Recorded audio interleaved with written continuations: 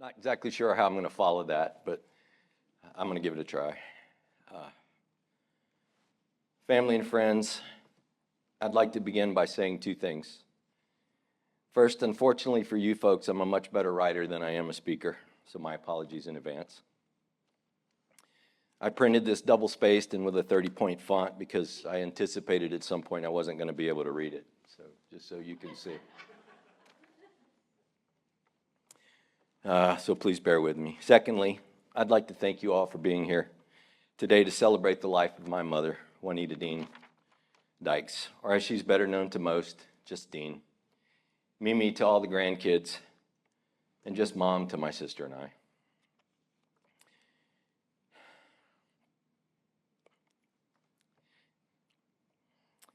As I stand before you, I'm filled with a deep sense of loss. But at the same time, an immense love and gratitude for the incredible woman that she was and the profound impact she had on all of our lives. My mom was not just a mother. She was my confidant, my greatest supporter, and as most of you know, coincidentally, one of my biggest clients. Mom kept a running sunny-do list for me for my weekend visits and would regularly email me with emergency issues that needed to be resolved. From my earliest moments, she filled our lives with warmth, laughter, and unconditional love.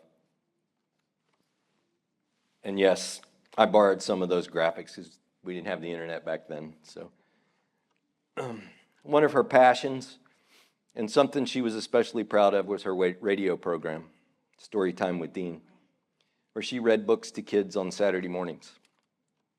And whether it was listening to her read to us over the radio or in person, helping me resolve my teenage angst issues, and there were many, or just having gumbo or jambalaya waiting for me when I came home on the weekends from the Army, she was always selfless and caring. She had the ability to make everyone feel special, always finding the time to listen and offer wisdom, even if it wasn't solicited. While I was deployed to Iraq during Desert Storm, my dad, at my mother's insistence, purchased a television. And she would watch around the clock when the war started, praying for my well-being and for a quick end to the war. And those of you that knew her back then, knew my parents back then, know what a big deal that was for them. She also would regularly send care packages for me to Iraq loaded with Tony Chachere's Tabasco sauce and toilet paper, among other desirables, which of course I capitalized on and created quite the profitable enterprise in the desert. I even had my own propane stove that she sent because she wanted to ensure I had hot meals. One of the things I admired most about her was her strength. Life threw many challenges her way, especially later on in her life. But she faced each one with grace and resilience. She taught me the importance of kindness, perseverance, and especially patience. One afternoon after Sunday morning service, when I was about 11 or 12, Mom, Dad, Deanne, and I stopped at a Chinese restaurant down the street from the First Pentecostal Church in Baton Rouge for lunch. The restaurant staff promptly took our order and thankfully very quickly brought our appetizers and placed them on the table. My dad began to say the blessing, and I had not eaten breakfast that morning and my stomach was growling quite loudly and had been all morning during Sunday school. My dad was known for very long blessings. Am I right? Thankful for the birds and the trees, the gift of music, and all the missionaries around the world, etc. Anticipating this was going to be one of those long-winded, very thorough prayers and wagering that everyone's eyes would be closed, I sneakily, so I thought, reached across the table for a crab rangoon. My mother, presumably using the force without opening her eyes, and in a single motion, and with the speed of a striking cobra, grabbed her fork and pinned my hand to the table. Needless to say, and I contend intentionally, my dad opened one eye to view the situation that was unfolding and then finished his rather lengthy blessing as I writhed and squealed. She continued to tease me through the years by holding up a fork at dinner to remind me of my manners at the dinner table. A valuable lesson indeed. Mom's compassion extended beyond our family. She had a heart for helping others, whether through volunteering, lending a helping hand, or simply being there for someone in need, as evidenced by the mountain of Amazon boxes that always needed to be hauled to the recycle bin when I'd visit. Mom had a wonderful sense of humor. She was somewhat naive and often struggled with sarcasm, but she could light up a room with her laughter and was always a good sport in our teasing of her naivete. I had to look that one up. One memorable instance, and one a lot of you I'm sure have likely heard, came from a conversation between my teenage sister and one of her friends in the car on the way to church with my parents regarding abstinence. I'll leave the specifics of the conversation to my sister to elaborate on, but the conversation went somewhat like, Deanne said, "The only way to definitively avoid pregnancy is abstinence." To which my father, in his quick, sharp wit, blurted out, "It didn't work for Mary." My mom, perplexed by my dad's comment, responded, "Say it if you know it." Mary who? I will always cherish the moments we spent together, whether it was our late night talks and texts,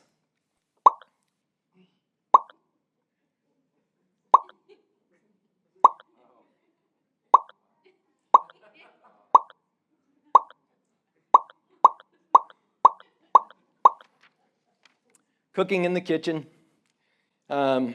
Mom would say, "Baby, would you like something to eat?" And I'd respond, "Yes." And she'd say, "Deanne, would you fix your brother something to eat, please?"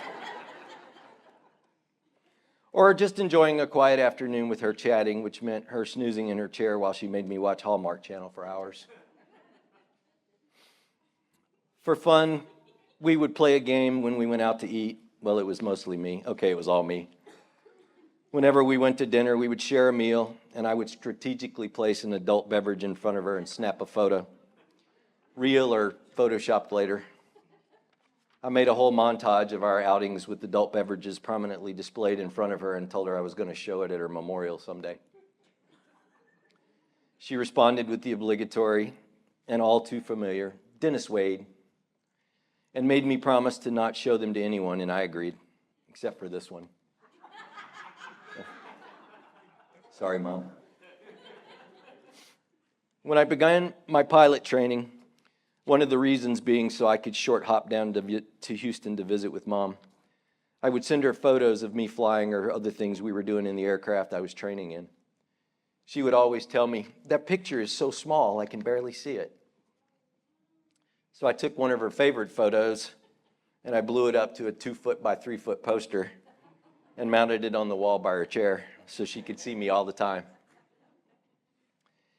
Those are just a few of the memories that I treasure that I will hold on to forever, and I could go on all day with humorous and heartwarming stories about her, but in the interest of time, I'll conclude with the following. And this is the hard part, so bear with me.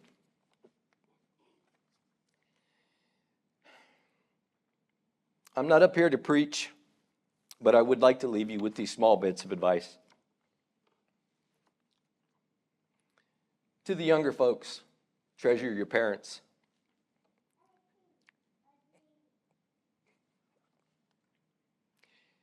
You will never have a stauncher, more determined supporter, even when you make bad decisions. I know this from firsthand experience. My parents got me through some really tough times in my teens when I made some really bad decisions and hurt people that loved me and cared deeply for me. My parents stood by my side and helped me to understand the wrong that I had inflicted and helped me to repair those relationships I had damaged, even though it took years. To the parents, engage your kids regularly.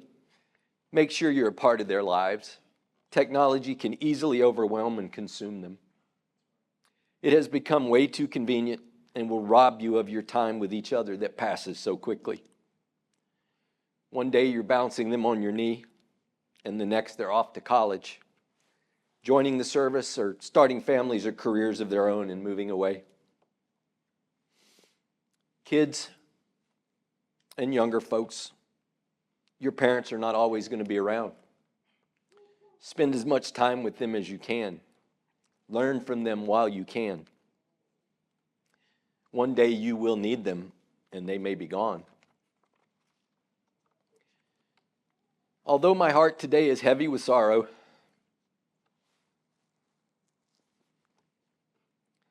I find comfort in knowing that her spirit will continue to live on in each of us. Mom, thank you for everything.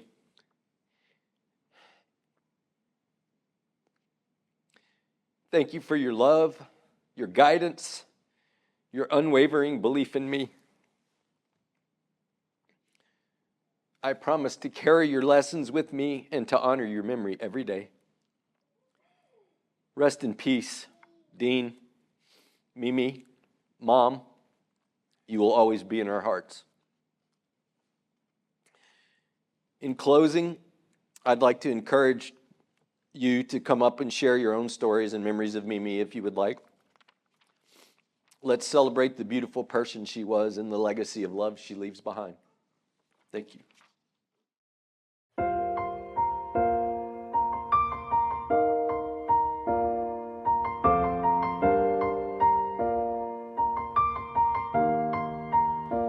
It's been a long day without you, my friend, and I'll tell you all about it when I see you again. We've come a long way from where we began. Oh, I'll tell you all about it when I see you again. When I see you again. Why'd you have to leave so soon, yeah? Why'd you have to go? Why'd you have to leave me when I needed you the most? 'Cause I don't really know how to tell you without feeling much worse. I know you're in a better place, but it's always gonna hurt. Carry on, give me all the strength I need to carry on.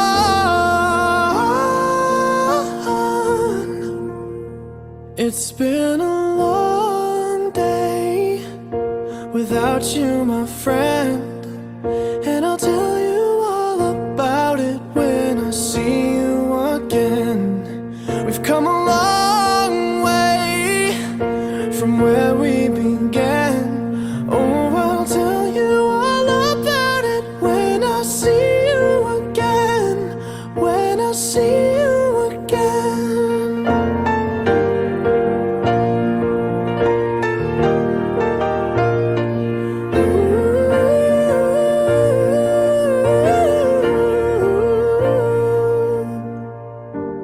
How do I breathe without you? I'm feeling so cold. I'll be waiting right here for you till the day you're home. Carry on, give me all the strength I need to carry on.